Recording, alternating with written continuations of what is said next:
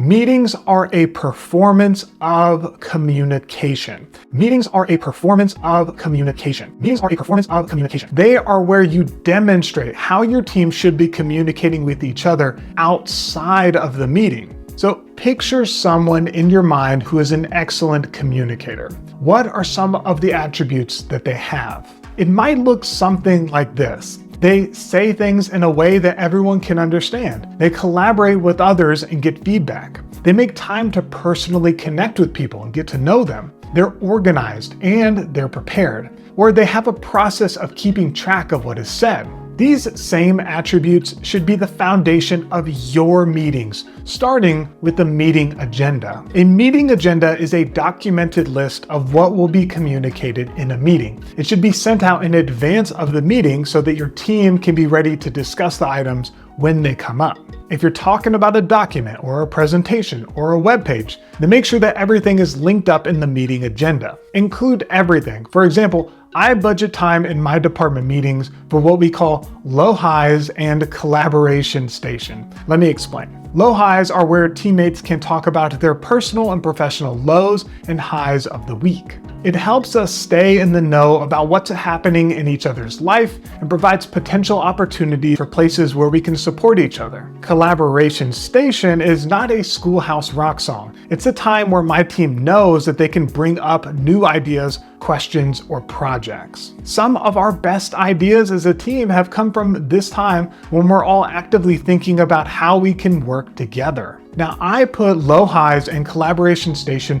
at the very front of our meeting because if you leave them for the end, then they might not get done. And it shows that I value my team's opinion and weekly experience. Also, sometimes pressing issues related to their weekly lows come up during these parts of the meeting, and we want to make sure that we can fully address them together as a team. The rest of the meeting and meeting agenda are items that I need to communicate or train with the whole team on. They could be upcoming events, a walkthrough of a process, or even just a celebration of achievements. And for each item, I make sure to have a time when people can ask questions to ensure that we're all on the same page. And then going through items this way allows me to communicate to each one of them verbally during the meeting, in written form in the meeting agenda and meeting minutes, more on that later, and provide time for questions. Since everyone processes things differently, it's important to not just use verbal or written or provide time for questions,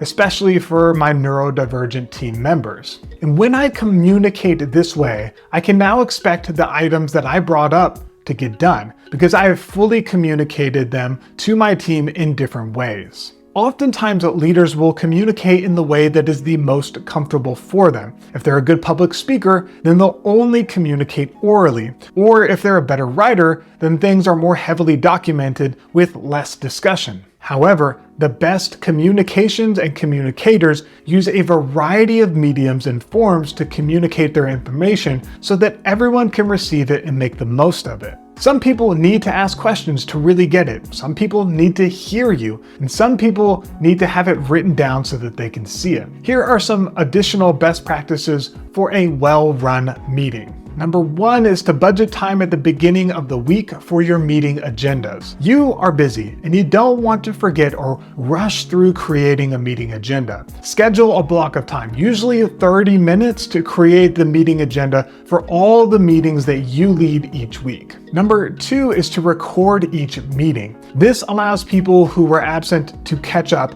and to reference it for later. Also, if part of your meeting involves showing teammates how to do something, you can cut this part of the video and use it as a standard operating procedure or SOPs. More on this later. Number 3 is to take meeting minutes. Having a meeting agenda is awesome, but it won't have all the cool ideas, questions, and action items needed to make sure that it was time well spent. Designate a member on your team each meeting to take minutes of the meeting and record the key things that were discussed. I like to leave a little bit of time at the end of the meeting to make sure that the recorder can summarize the meeting at the end. Another helpful tool is to use AI meeting minutes software like fireflies.ai, which will listen to your conversation and then take meeting minutes automatically. Number 4 is to keep your meetings to 50 minutes. People need to do, people things like go to the bathroom or grab a snack or just have a couple of minutes to breathe in between meetings. If someone is worried about getting to their next meeting, then it will prevent them from being present in the current meeting. So